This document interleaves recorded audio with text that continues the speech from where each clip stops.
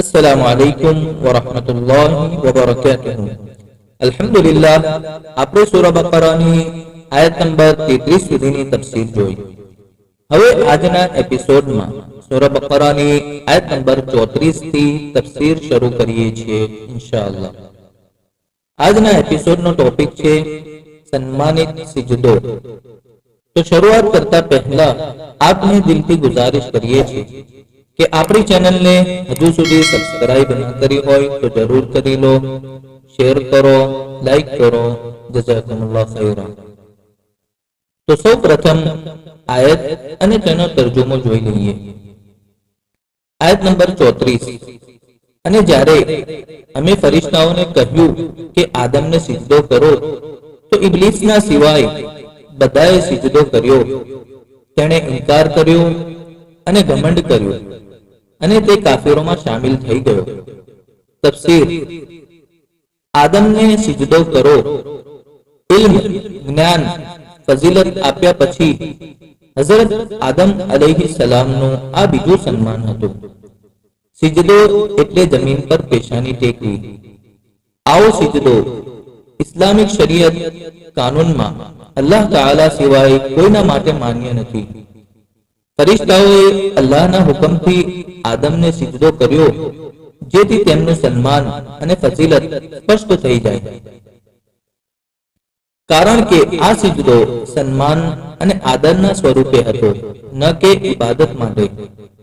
હવે તો સન્માન માટે પણ કોઈને સિજદો કરવો માન્ય નથી। અહસનુલ બયાન। અબ્દુલ્લાહ બિન અબી ઉફી રઝિયલ્લાહુ અન્હુ વર્ણન કરે છે કે જ્યારે મુઆઝ રઝિયલ્લાહુ અન્હુ સિરિયાથી પાછા ફર્યા ત્યારે તેમણે નબી સલ્લલ્લાહુ અલૈહિ વસલ્લમને સિજદો કર્યો। નબી સલ્લલ્લાહુ અલૈહિ વસલ્લમે ફરમાવ્યું, મુઆઝ, આ શું છે? તેમણે કહ્યું, હું શામ સિરિયા ગયો તો મેં જોયું કે ત્યાંના લોકો પોતાના પાદરીઓને અને મોટા આગેવાનોને સિજદો કરે છે, તો મેં દિલમાં ચાહ્યું કે અમે પણ આપની સાથે આવી રીતે કરીએ। તો નબી સલ્લલ્લાહુ અલૈહિ વસલ્લમે ફરમાવ્યું, તમે આવું કામ ન કરો, કારણ કે જો હું કોઈને સિજદો કરવાનો હુકમ આપતો તો औरतને હુકમ આપતો કે તે પોતાના પતિને સિજદો કરે। ઇબ્ને માજા 1853। પરંતુ અફસોસ કે જાહિલ મુસલમાનો પોતાના પીરો, બાબાઓ અને મજારો પર હાજરી આપે છે તો તેમને સિજદો કરે છે અને તેઓ પણ ખામોશ રહીને લોકોને આવા કરતૂતો કરવામાં પ્રેરિત કરે છે। ઇબ્લીસના સિવાય બધાએ સિજદો કર્યો। ઇબ્લીસે સિજદો કરવાથી ઇનકાર કર્યો।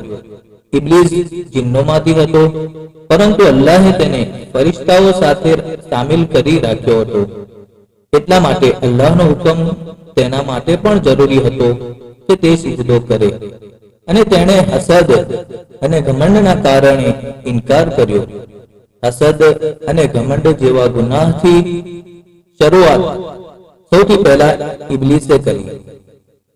અબ્દુલ્લાહ બિન મસઉદ રઝિયલ્લાહુ અન્હુ બયાન કરે છે કે રસૂલુલ્લાહ સલ્લલ્લાહુ અલૈહિ વસલ્લમે ફરમાવ્યું, તે વ્યક્તિ જન્નતમાં નહીં જાય જેના દિલમાં જરા બરાબર પણ તકબ્બુર, ઘમંડ હશે।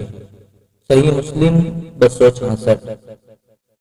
અલ્હમ્દુલિલ્લાહ આજના એપિસોડમાં સૂરા બકરાની આયત નંબર 34 સુધીની તફસીર પૂર્ણ કરીએ છીએ, અને હવે પછીના એપિસોડમાં આયત નંબર 35 થી તફસીર શરૂ કરીશું ઇન્શાઅલ્લાહ।